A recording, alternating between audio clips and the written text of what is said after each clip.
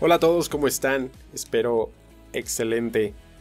Bienvenidos al episodio número 5 del podcast Párate y Hazlo, tu podcast de crecimiento personal, que significa simplemente ser mejor persona cada día.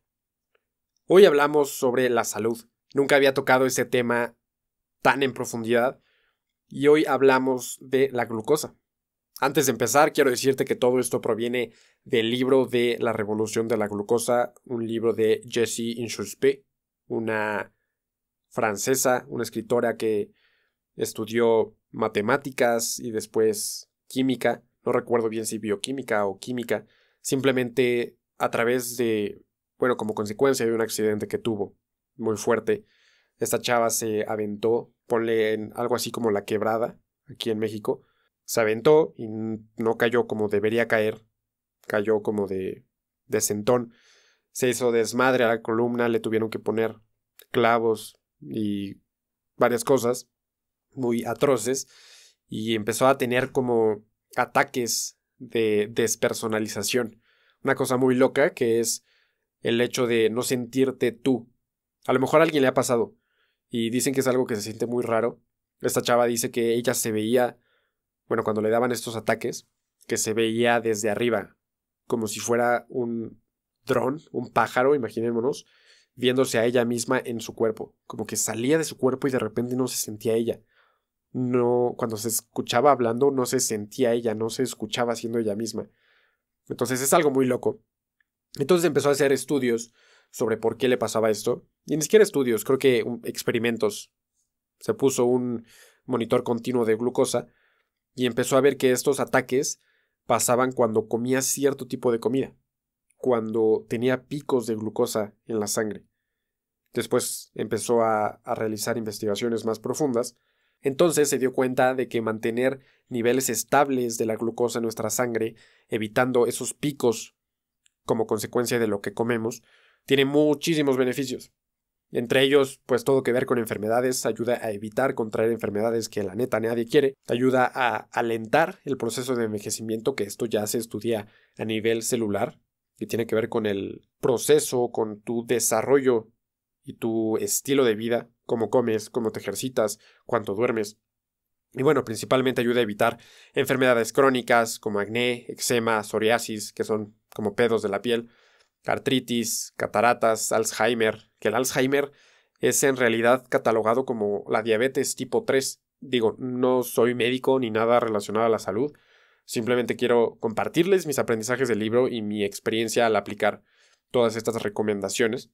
Regresando al tema, ayuda a evitar contraer cáncer, a evitar caer en depresión, problemas intestinales, enfermedades coronarias del corazón, infertilidad, síndrome de ovario poliquístico, resistencia a la insulina, diabetes tipo 2, obviamente, y tipo 1, hígado graso y muchísimas cosas. Y estas son, digamos, de las más importantes, que son las más comunes, que se desarrollan o se desencadenan como consecuencia de mal estilo de vida. Y creo que para esto es primordial entender que nuestro cuerpo todo el tiempo nos está hablando, todo el tiempo nos está dando señales de si está bien o si de plano hay algo que debemos atender o si de plano está completamente mal y te tienes que ir a urgencias al hospital. Señales como tu estómago, señales como el color de tu piel, señales como el grosor de tus uñas, si se te cae el pelo, si de la nada empiezas a ver borroso, si de la nada no puedes mover un pie, una pierna. Entonces, estar atentos a estas señales y detectar enfermedades a tiempo es todo lo mejor que podemos hacer para evitar problemas mayores a futuro.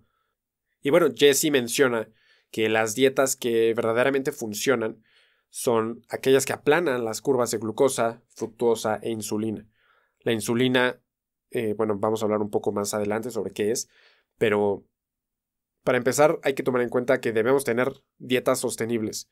Hay lugar y momento para todo, como nos lo han dicho muchas veces, y también para comer hay lugar y momento para todo. Siempre hay espacio para un poco de pastel, para comer bien, para carbohidratos, para proteínas, para fibra. Y me gustaría definir carbohidratos que son fibra, almidones y azúcares. Estos son los tres principales que tenemos en cuenta.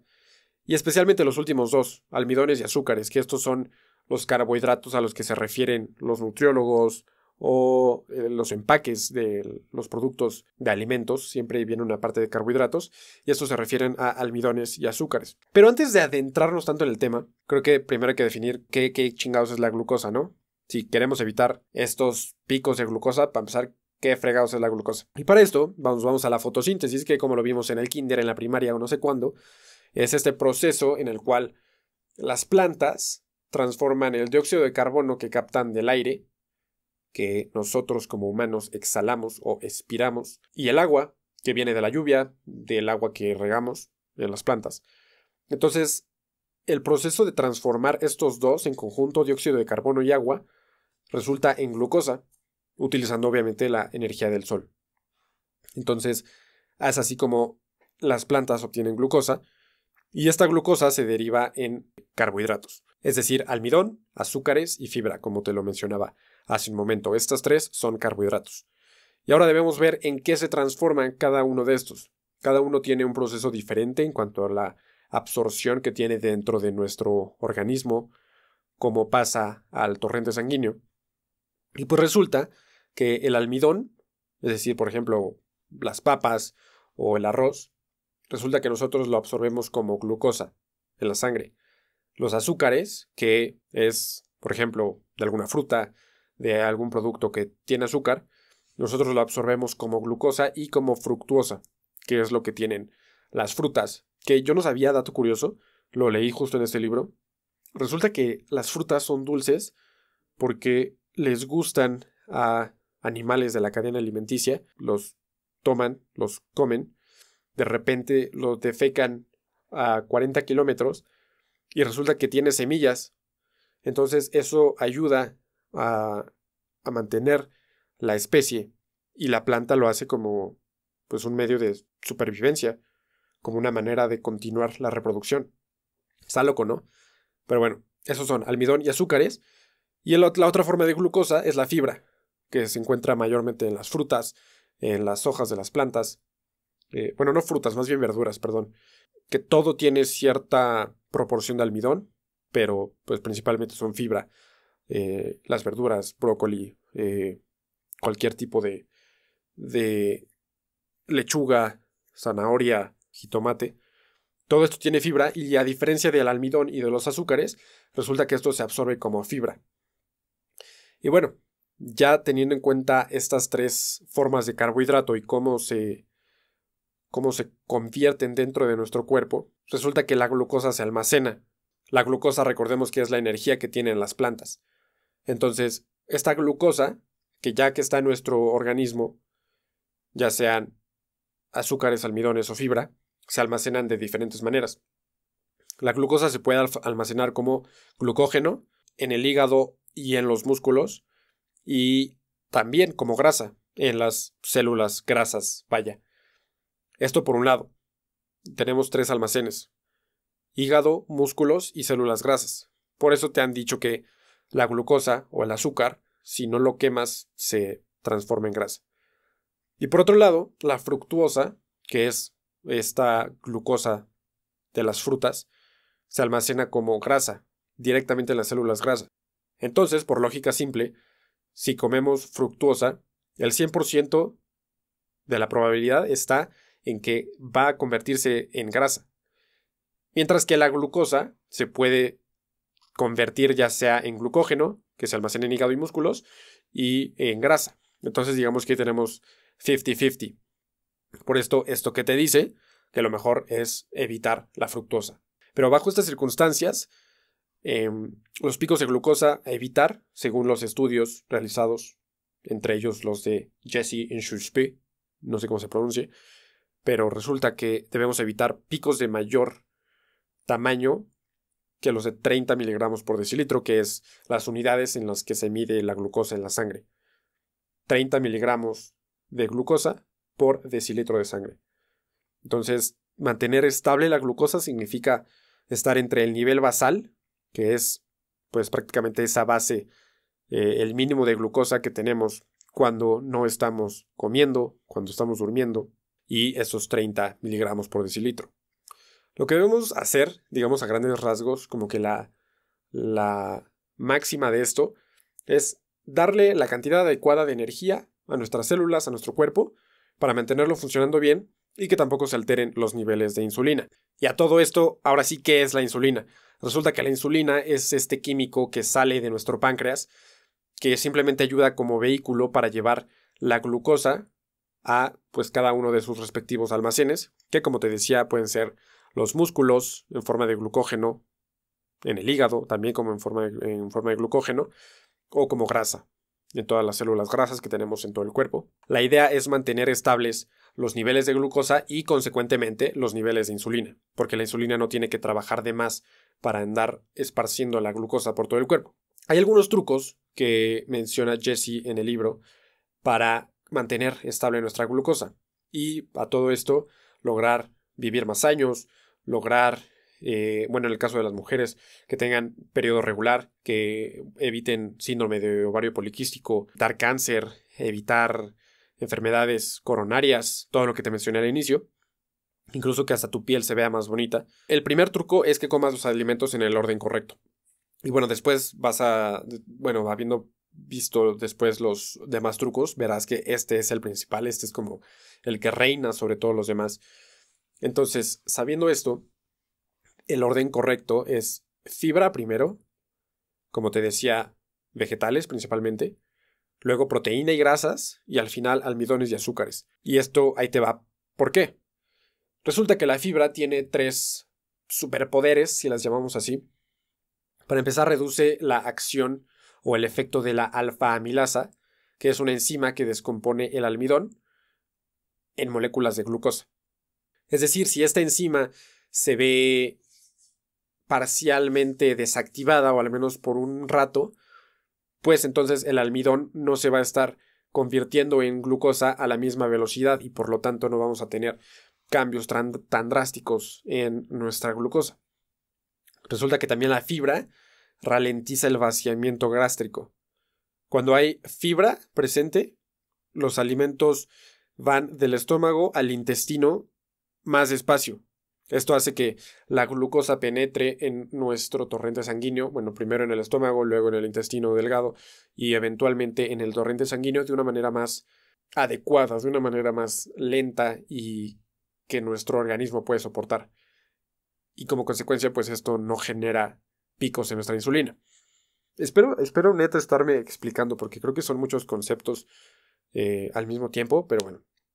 Y el último superpoder, y creo que el más importante, es que la fibra crea una malla viscosa en el intestino delgado. Es decir, una vez que la comida pasó por tu esófago, por tu estómago, llega al intestino delgado y aquí crea una malla viscosa que hace que simplemente la glucosa le resulte más difícil llegar a tu sangre. Entonces, la sangre la recibe con más calma, con más tranquilidad, y esto permite que se pueda distribuir correctamente y no de putazo, boom, de azúcar en la sangre.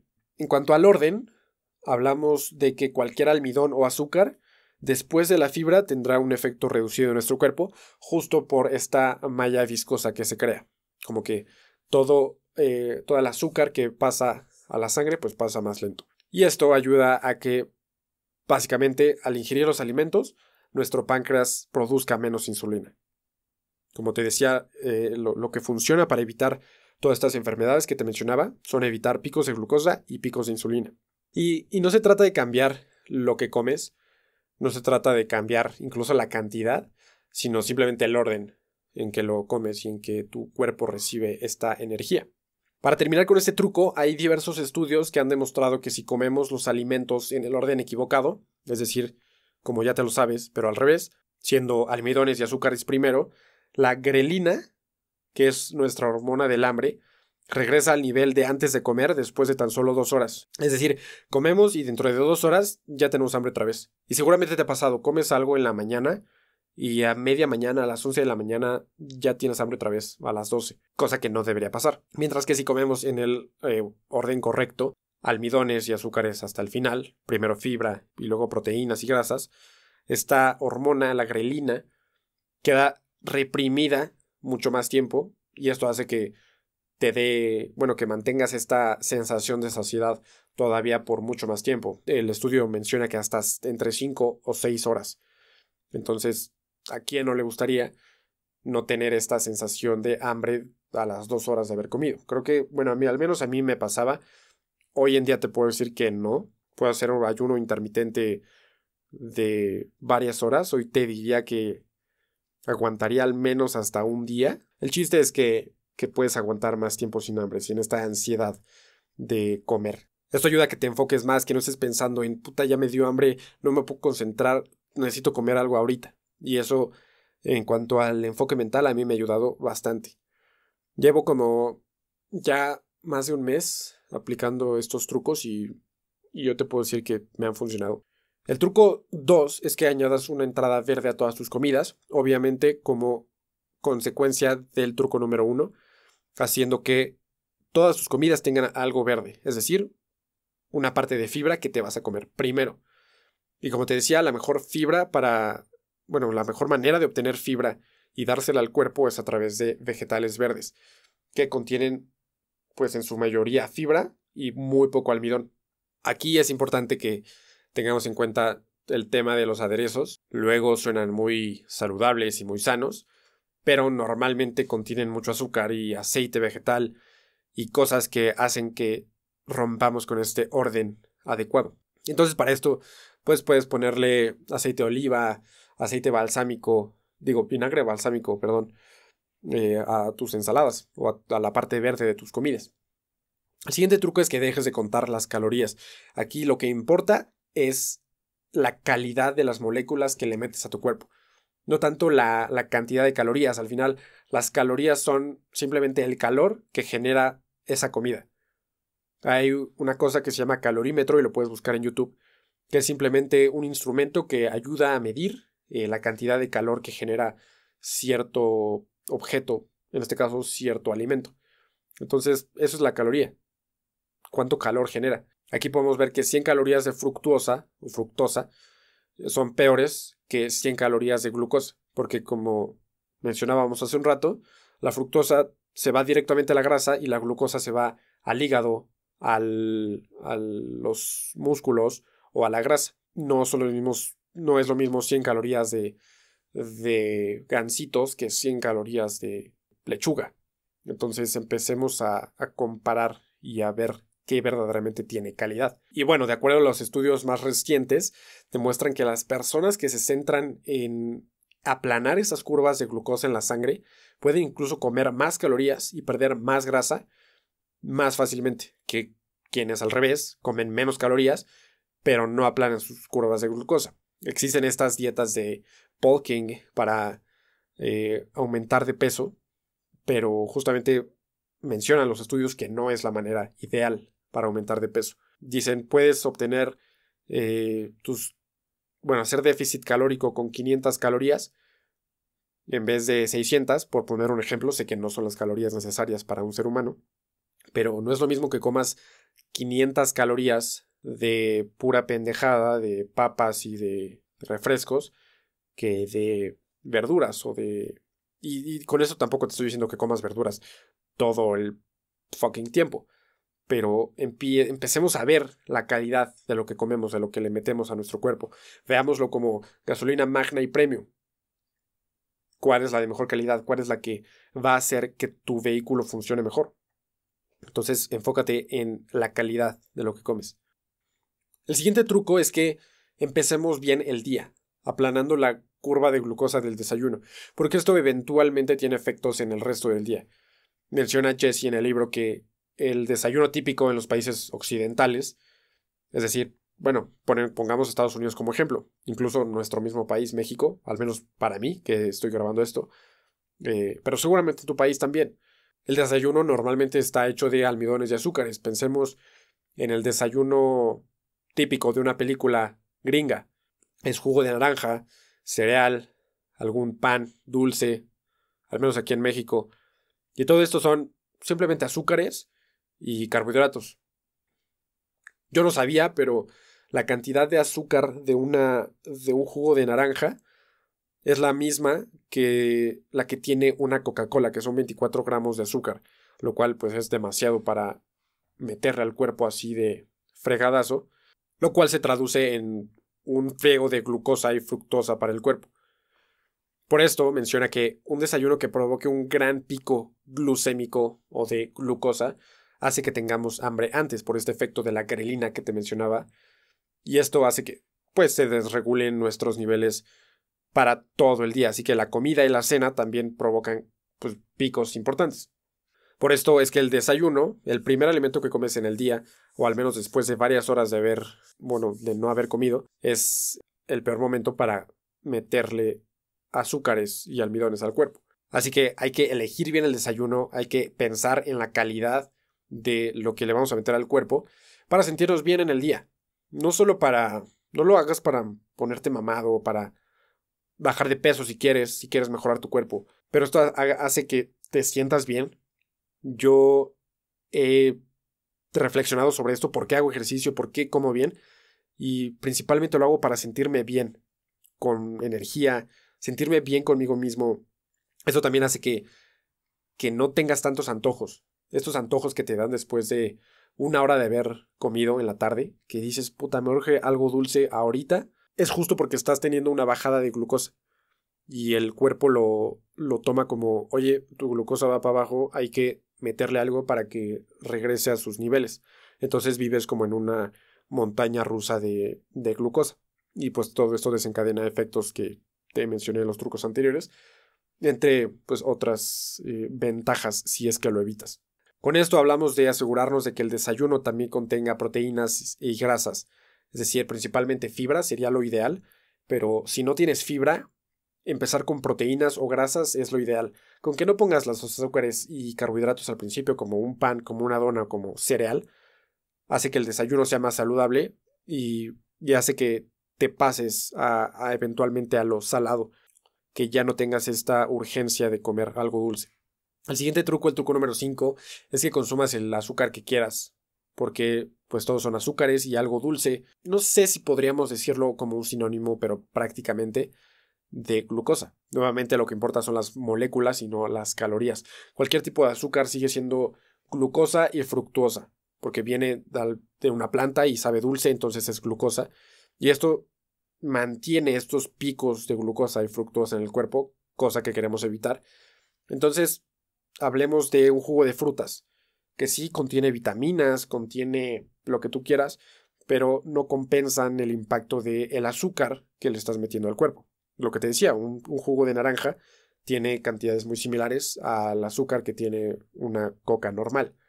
Igual, la miel contiene antioxidantes, pero no le hace justicia a la cantidad de glucosa que tiene. Entonces, es claro pensar en que no necesitamos azúcar para tener energía. Muchas veces pensamos que el dulce o una paleta nos ayuda a tener energía. Y aquí en el libro descubrí que es lo contrario. En realidad el azúcar disminuye nuestros niveles de energía. Como te mencionaba, de repente te sientes más cansado, te dan ganas de dormirte después de comer, que es una práctica terrible para la glucosa. Ahora vamos a pasar a ese tema. Pero en cuanto al azúcar, los estudios muestran que los mejores edulcorantes o los mejores endulzantes son los que no provocan efectos secundarios en los niveles de glucosa y también de insulina, consecuentemente. Estos son alulosa, fruto del monje o monk fruit, stevia, que es, bueno, aquí lo que se recomienda es un extracto puro de stevia, porque otras formas tienen pues otros edulcorantes o están mezcladas con otras cosas que provocan picos de glucosa, entonces busca que sea extracto puro.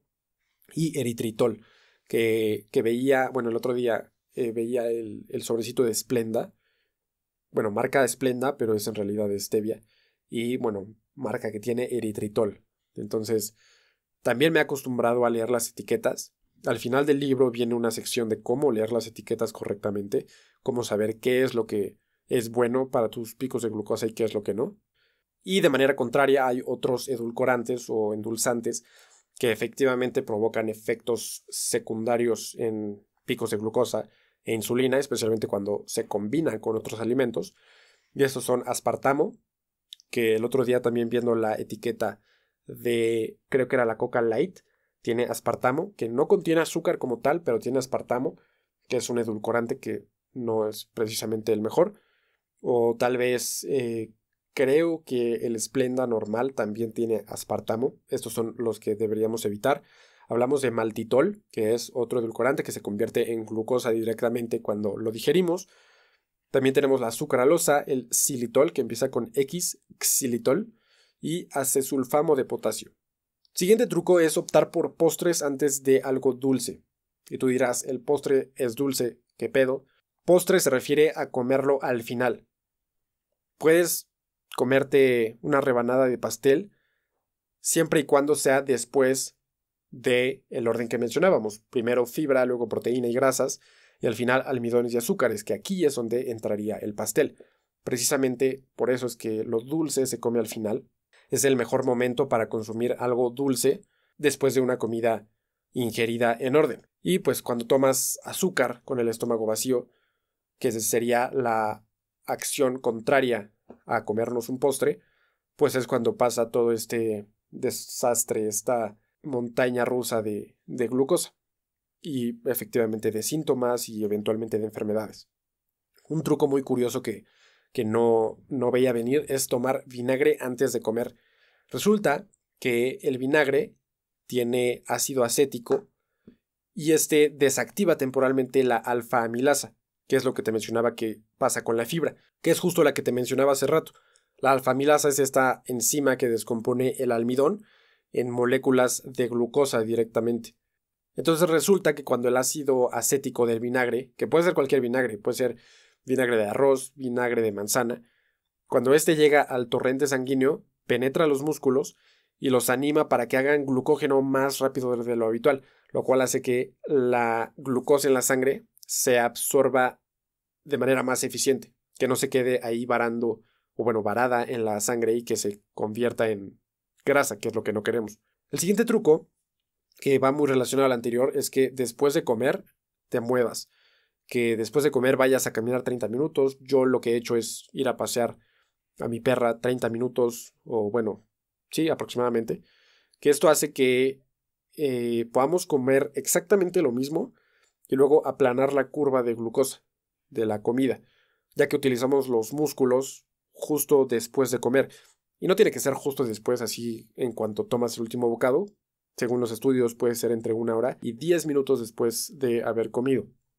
Esto, bueno, aquí lo que pasa es que cuando comemos almidones o azúcares hay dos opciones. Bueno, que nos quedemos quietos o justo que nos vayamos a tomar una siesta, como te mencionaba, y que dejemos que llegue ese pico, que justo es el que nos apaga, el que nos drena la energía y que hace que el mismo cuerpo busque como apagarse. Entonces la otra opción es que nos movamos y contengamos el pico, porque la glucosa va directo a los músculos haciendo más glucógeno y no se concentra en la sangre, que es lo que queremos evitar.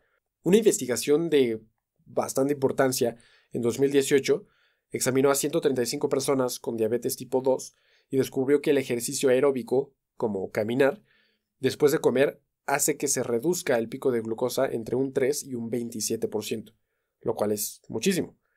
Puedes hacer ejercicio en cualquier momento hasta estos 70 minutos de haber acabado de comer. Puedes hacerlo inmediatamente o hasta dentro de hora y 10 minutos, que es más o menos el momento en el que el pico de glucosa llega a su nivel más alto.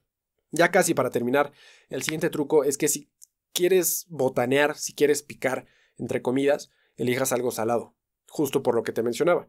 Hacemos que la glucosa no se concentre tan de manera disparada en la sangre y que simplemente pase de manera más lenta. Esto hace que para tener energía de una manera más constante, menos errática, elijamos tentempiés que no provoquen picos en los niveles de glucosa. Es decir, en lugar de escoger una galleta, podemos escoger frutos secos, almendras, cacahuates, queso, cosas que no disparen nuestra glucosa. En el caso del azúcar, ya que estos pues absorben en chinga en el torrente sanguíneo y provocan los picos. Y finalmente, el truco número 10 es que arropes los carbohidratos.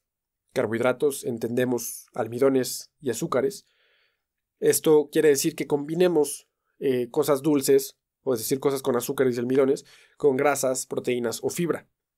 No es lo mismo un pan tostado solo que un pan tostado con crema de cacahuate o con algo de aguacate untado, que es una grasa. Esto hace que efectivamente el pico de glucosa se contenga y no se dispare a niveles tan altos. Entonces arropa los carbohidratos. Siempre ponle algo extra si quieres desayunar avena, que no es el mejor desayuno por sí solo, justo porque es un carbohidrato, aunque es natural, es un almidón. Es mejor comerlo con yogurt griego, con yogurt con 5% de grasa, con frutos rojos, con frutos frutos secos, le puedes poner almendras, nueces, es decir, arropar estos carbohidratos. Y bueno, en cuanto a las etiquetas, no me gustaría explicarlo en este episodio, creo que sería todavía algo más largo, pero la idea es que notemos que el azúcar no es el componente principal en este producto. Si ves unas Oreo, pues vas a ver que el azúcar aparece en primer lugar. Entonces, para que un producto lo consideremos bueno para comerse en el orden que queremos, es decir, primero fibras o al menos proteína y grasas, hay que revisar que contenga como mínimo 1 gramo de fibra por cada 5 gramos de carbohidratos, es decir, azúcares o almidones. Bueno, estos son prácticamente los trucos. Traté de hacerlo lo más entendible, lo más digerible. Espero haberme explicado. De verdad les recomiendo el libro. Esto no está pagado. Ninguno de los episodios en los que hablo de libros están pagados. Cuando lo sea, te lo mencionaré al principio. Y aunque lo sea, será porque es algo que he probado y que me he sentido a gusto probando. Pero vaya, lo hago para contribuir al desarrollo personal de todos los que estamos detrás de ser mejor persona en nuestra salud, en nuestra mente, en nuestras acciones. Y nada, te recomiendo mucho el libro.